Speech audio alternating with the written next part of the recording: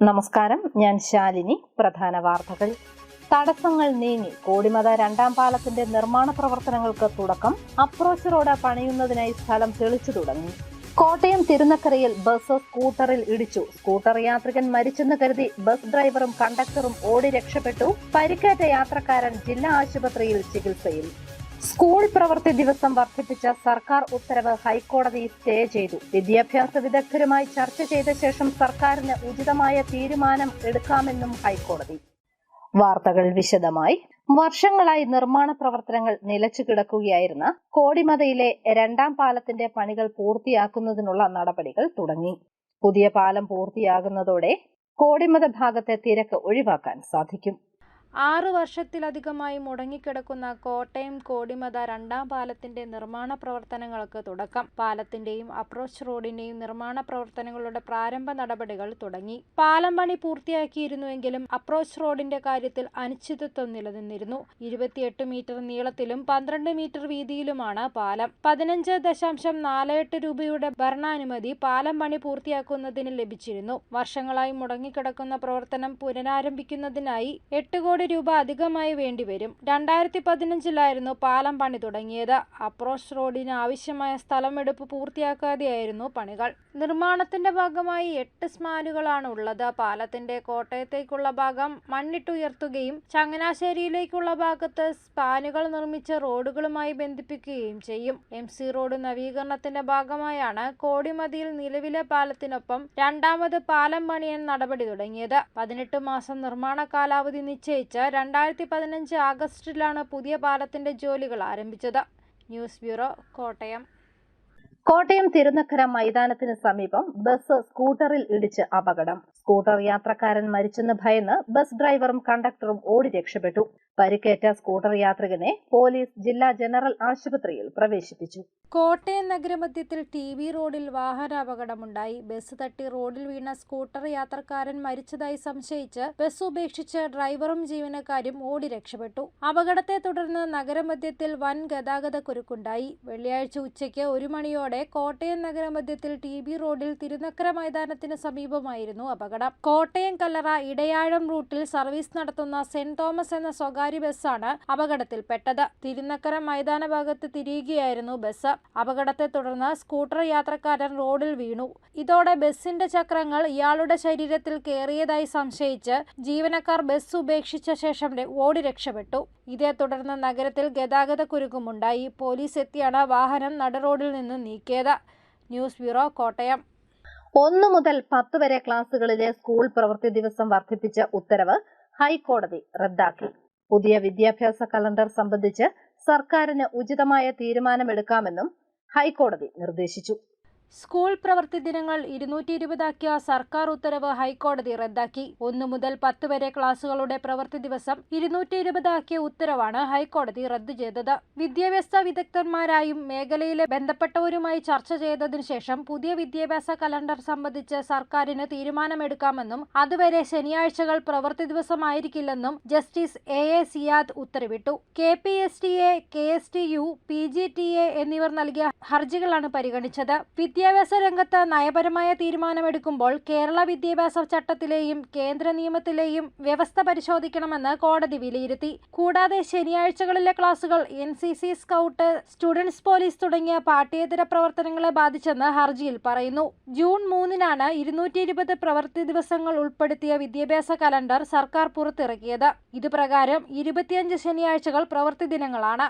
ശനിയാഴ്ചകൾ അവധിയായി കണക്കാക്കണമെന്ന് KEAR-ൽ പറഞ്ഞിട്ടില്ല എന്നടക്കമുള്ള സർക്കാർ വാദം കോടതി അംഗീകരിച്ചില്ല. News bureau, Ponkunnam. മണർകാട് പള്ളിക്ക് സമീപം റോഡിൽ പ്രത്യക്ഷപ്പെട്ട കിണർ മൂടി. പള്ളിക്കും ആശുപത്രി പടിക്കും ഇടയിലുള്ള റോഡിൽ ടിപ്പർ ലോറി കുഴിയിലേക്ക് താഴുകയായിരുന്നു. തുടർന്നാണ് വർഷങ്ങൾക്ക് മുൻപ് മൂടിയ കിണറാണ് ഇതെന്ന് വ്യക്തമായത്. മണർകാട് പള്ളിക്കും ആശുപത്രിക്കും മധ്യയുള്ള കണിയാങ്കുന്ന് റോഡിൽ ടിപ്പർ കുഴിയിലേക്ക് താണപ്പോഴാണ് കിണർ പ്രത്യക്ഷപ്പെട്ടത്. കിണർ മൂടിയ കല്ലുകൾ അടർന്നു വീണതിനെ തുടർന്ന് ലോറിയുടെ പിൻചക്രങ്ങൾ കുഴിയിൽ ചാടുകയായിരുന്നു. അടുത്തിടെ പള്ളി നൽകിയ സ്ഥലം കൂടി ഉൾപ്പെടുത്തി റോഡ് വീതി കൂട്ടിയിരുന്നു. എന്നാൽ ഇവിടെ കിണറുണ്ടെന്ന് ആർക്കും അറിയില്ലായിരുന്നുവെന്നും വാർഡ് കൗൺസിലർ ഫിലിപ്പ് പറഞ്ഞു. മണർകാട് പള്ളി കണിയാങ്കുന്ന് റോഡാണ്. ആ റോഡിന് നേരത്തെ വീതി കുറവായിരുന്നു. അത് പള്ളിയുടെ സ്ഥലം വിട്ടുകൊടുത്ത് നമുക്ക് റോഡിന് വീതി കൂടിക്കൂട്ടി വന്നതാണ്. അപ്പോൾ എൻ്റെ ഒന്നും ഓർമ്മയിൽ ഇങ്ങനെ ഒരു കിണറിൻ്റെ കാര്യം അറിയാൻ മേല, കണ്ടിട്ടില്ല. ഇപ്പം ഒരു ലോറി വന്ന് അവിടെ താന്നത് പഴയ കാലത്തെ കല്ല് കീറി അത് അടച്ചിരുന്നതാണ്. ആ കല്ലൊരെണ്ണം അടന്നു പോയിട്ടാണ് ഇപ്പം ഇങ്ങനെയൊരു കിണർ ഇവിടെ ഉണ്ടെന്നുള്ള വിവരം ആ ലോറി താന്നു കഴിഞ്ഞപ്പോഴാണ് മനസ്സിലായത്. അതിപ്പോൾ ഉടൻ തന്നെ അവിടെ കൊണ്ടുവന്ന് നമ്മൾ വേസ്റ്റ് അടിച്ചിട്ട് ആ കിണർ ഉടൻ തന്നെ മൂടാനുള്ള നടപടി ഏർപ്പാടാക്കിയിട്ടുണ്ട്. അത് പള്ളിയിൽ തന്നെ അതിൻ്റെ കാര്യങ്ങൾ ചെയ്ത് ഇപ്പം തന്നെ മണ്ണടിച്ചത് മൂടുന്നതായിരിക്കും. തുടർന്ന് റോഡിൽ ഗതാഗതം തടഞ്ഞു. കാലപ്പഴക്കമുള്ള കിണർ പൂർണ്ണമായും മൂടാതെ മുകളിൽ റോഡ് നിർമ്മിച്ചതാണ് കാരണം. തുടർന്ന് കിണർ പൂർണ്ണമായും മൂടി. News bureau, Manarcad. വയനാടിനൊരു കൈത്താങ്ങുമായി സേവാഭാരതിയുടെ സേവാകേന്ദ്രം പൊൻകുന്നത്ത് പ്രവർത്തനം തുടങ്ങി. അവശ്യവസ്തുക്കളെല്ലാം തന്നെ സംഭരണ കേന്ദ്രത്തിലേക്ക് എത്തുന്നുണ്ട്. ഉരുൾപൊട്ടലിൽ ജീവിതം നഷ്ടപ്പെട്ട വയനാട്ടിലെ ജനങ്ങൾക്ക് കൈത്താങ്ങുമായി സേവാഭാരതിയുടെ സേവാകേന്ദ്രം പൊൻകുന്നത്ത് പ്രവർത്തനം തുടങ്ങി. പൊൻകുന്നം ടൗണിലാണ് സേവാകേന്ദ്രം പ്രവർത്തിക്കുന്നത്. ഗ്യാസ് സ്റ്റൗ, അരി, ബിസ്ക്കറ്റ്, കമ്പിളിപ്പുതപ്പ് തുടങ്ങിയവയെല്ലാം കേന്ദ്രത്തിൽ എത്തിയിട്ടുണ്ട്. പൊതുജനങ്ങളിൽ നിന്നും നല്ല സഹകരണമാണ് ലഭിക്കുന്നതെന്ന് Sevabharathi Chirakkadavu panchayat committee vice president Sathyapal TG പറഞ്ഞു. സേവാഭാരതിയുടെ ഈ സേവാകേന്ദ്രം ഇന്നലെ ആഗസ്റ്റ് 1-ാം തീയതി മുതലാണ് ആരംഭിച്ചത്. പൊൻകുന്നം ടൗണിലുള്ള നേരത്തെ കല്ലറക്കൽ സ്റ്റോഴ്സ് പ്രവർത്തിച്ചിരിക്കുന്ന കെട്ടിടത്തിലാണ് ഇപ്പോൾ പ്രവർത്തിക്കുന്നത്. പൊതുജനങ്ങളിൽ നിന്നും പ്രോത്സാഹനജനകമായ സഹകരണമാണ് ഉണ്ടാകുന്നത്. സെൻറ്റ് മേരീസ് റബ്ബർ ഫാക്ടറിയിൽ നിന്നും 4000 ഗ്ലൗസുകൾ അവർ സംഭാവന ചെയ്തു. അതുപോലെ തന്നെ ഓരോ പൊതുജനങ്ങളിൽ നിന്നും കൂടുതൽ സഹകരണം, സാമ്പത്തിക സഹകരണവും എല്ലാം പ്രതീക്ഷിക്കും. സാധനങ്ങൾ എല്ലാം പ്രതീക്ഷിച്ചുള്ളൂ. വരും ദിവസങ്ങളിലും കൂടുതൽ പൊതുജന സഹകരണം പ്രതീക്ഷിക്കുന്നുണ്ട്. പലവ്യഞ്ജനങ്ങൾ, സ്ത്രീകൾക്കും പുരുഷന്മാർക്കും കുട്ടികൾക്കുമുള്ള വസ്ത്രങ്ങൾ, ബെഡ്ഷീറ്റുകൾ, പുതപ്പ്, ചെരുപ്പുകൾ, മിനറൽ വാട്ടർ തുടങ്ങിയവയെല്ലാം പ്രതീക്ഷിക്കുന്നതായി ഭാരവാഹികൾ പറയുന്നു. News bureau, Ponkunnam. 60-ാം വിവാഹ വാർഷികത്തോടനുബന്ധിച്ച് നിർധന കുടുംബത്തിന് വീട് വെച്ചു നൽകിയിരിക്കുകയാണ് വാഴൂർ തീർത്ഥപാദപുരത്തെ ദമ്പതിമാർ.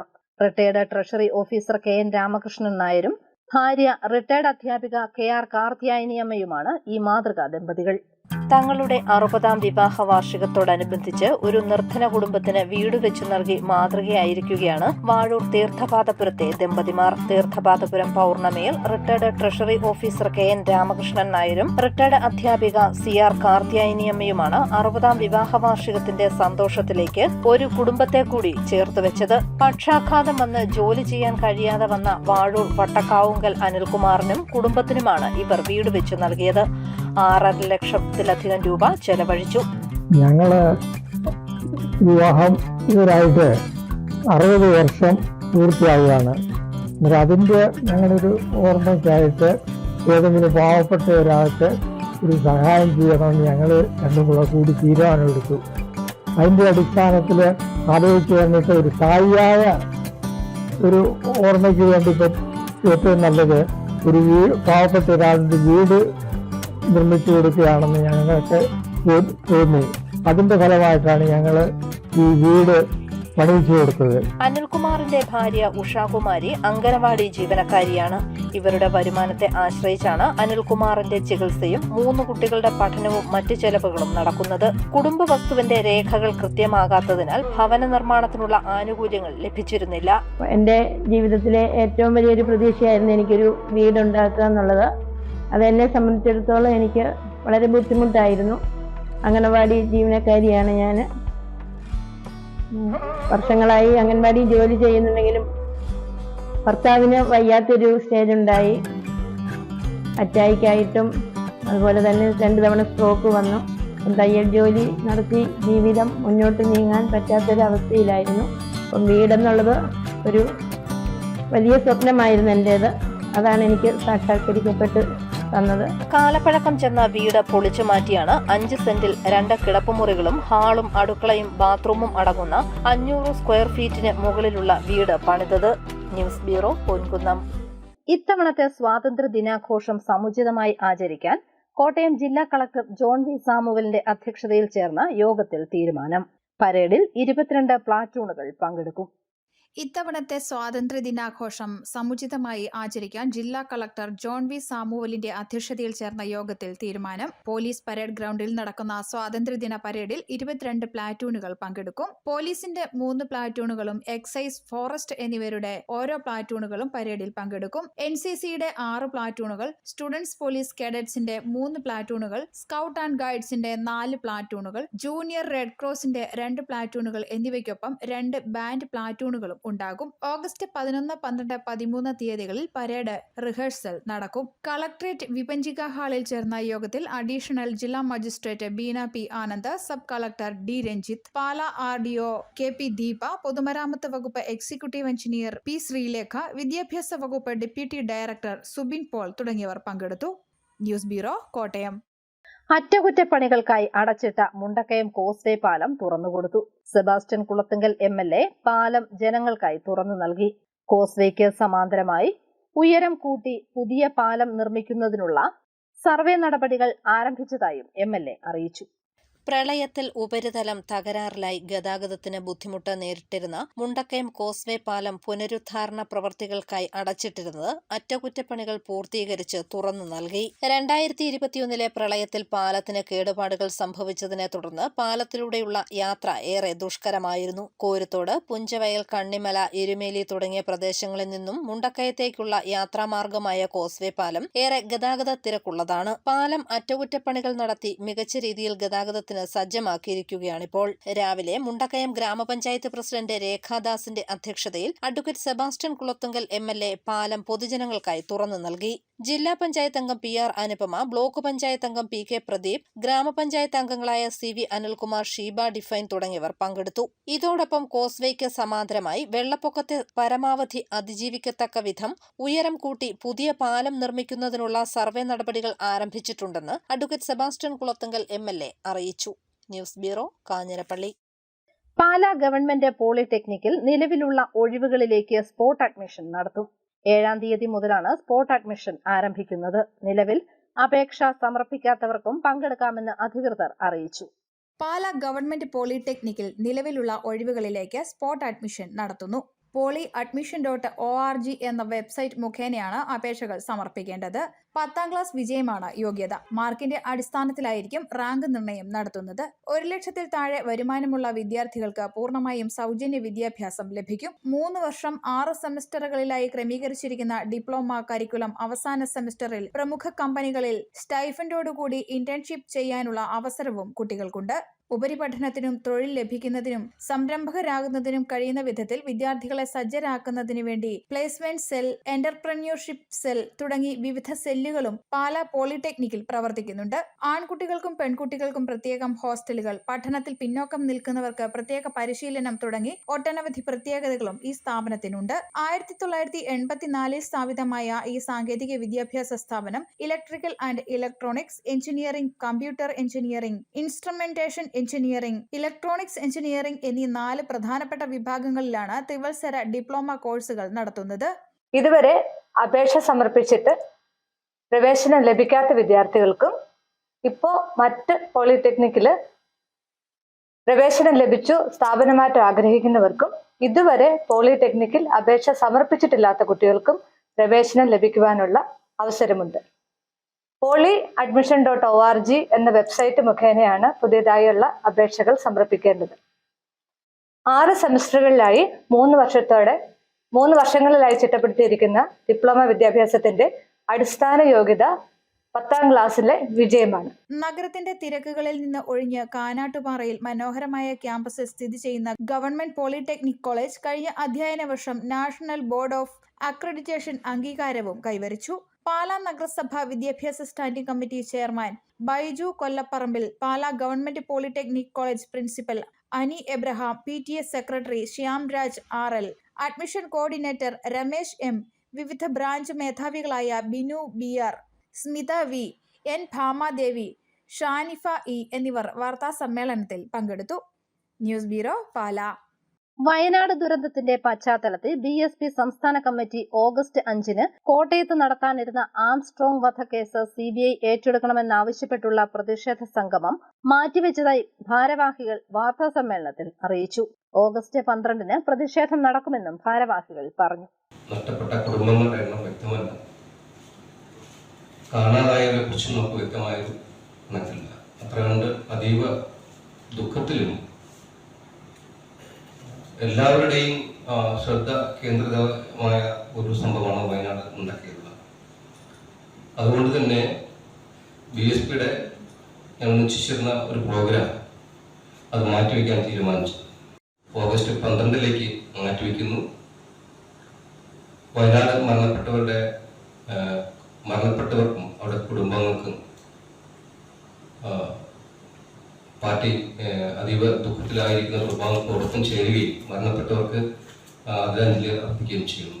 അറിയിപ്പ്: ദാരിദ്ര്യരേഖയ്ക്ക് താഴെയുള്ള 60 വയസ്സിന് മുകളിലുള്ള കൃത്രിമ ദന്തനിര വയ്ക്കുന്നതിന് സാമൂഹ്യനീതി വകുപ്പ് മുഖേന മന്ദഹാസം പദ്ധതിയിലേക്ക് അപേക്ഷിക്കാം. പല്ലുകൾ പൂർണ്ണമായി നഷ്ടപ്പെട്ടവരും ഭാഗികമായി നഷ്ടപ്പെട്ട അവശേഷിക്കുന്നവ ഉപയോഗമല്ലാത്തതിനാൽ പറിച്ചു നീക്കേണ്ടവരും നിശ്ചിത ഫോമിൽ ഡെന്റിസ്റ്റിന്റെ സാക്ഷ്യപത്രത്തോടൊപ്പം www.sunidhi.ssjd.kerala.gov.in മുഖേന അപേക്ഷിക്കണം. വിവരങ്ങൾക്ക് ഫോൺ 0481256398. ദാരിദ്ര്യരേഖയ്ക്ക് താഴെയുള്ള 60 വയസ്സ് പിന്നിട്ട പ്രമേഹ രോഗികൾക്ക് ഗ്ലൂക്കോമീറ്റർ സൗജന്യമായി നൽകുന്ന സാമൂഹ്യനീതി വകുപ്പിന്റെ വയോമധുരം പദ്ധതിയിലേക്ക് സുനീതി പോർട്ടൽ മുഖേന അപേക്ഷിക്കാം. 2018 മുതൽ ഗ്ലൂക്കോമീറ്റർ ലഭിച്ചിട്ടുള്ളവർക്ക് അധിക സ്ട്രിപ്പ് ലഭിക്കുന്നതിനും അപേക്ഷിക്കാം. അപേക്ഷാ ഫോമും വിശദവിവരത്തിനും ssjd.kerala.gov.in എന്ന വെബ്സൈറ്റിൽ ലഭിക്കും. വിവരങ്ങൾക്ക് ജില്ലാ സാമൂഹ്യനീതി ഓഫീസുമായി ബന്ധപ്പെടാം. ഫോൺ 0481256398. പ്രധാന വാർത്തകൾ ഒരിക്കൽ കൂടി. തടസ്സങ്ങൾ നീങ്ങി കോടിമത രണ്ടാം പാലത്തിന്റെ നിർമ്മാണ പ്രവർത്തനങ്ങൾക്ക് തുടക്കം. അപ്രോച്ച് റോഡ് പണിയുന്നതിനായി സ്ഥലം തെളിച്ചു തുടങ്ങി. കോട്ടയം തിരുനക്കരയിൽ ബസ് സ്കൂട്ടറിൽ ഇടിച്ചു. സ്കൂട്ടർ യാത്രികൻ മരിച്ചെന്ന് കരുതി ബസ് ഡ്രൈവറും കണ്ടക്ടറും ഓടി രക്ഷപ്പെട്ടു. പരിക്കേറ്റ യാത്രക്കാരൻ ജില്ലാ ആശുപത്രിയിൽ ചികിത്സയിൽ. സ്കൂൾ പ്രവൃത്തി ദിവസം വർദ്ധിപ്പിച്ച സർക്കാർ ഉത്തരവ് ഹൈക്കോടതി സ്റ്റേ ചെയ്തു. വിദ്യാഭ്യാസ വിദഗ്ധരുമായി ചർച്ച ചെയ്ത ശേഷം സർക്കാരിന് ഉചിതമായ തീരുമാനം എടുക്കാമെന്നും ഹൈക്കോടതി. ഈ ബുള്ളറ്റിൻ പൂർണ്ണമാകുന്നു. നമസ്കാരം.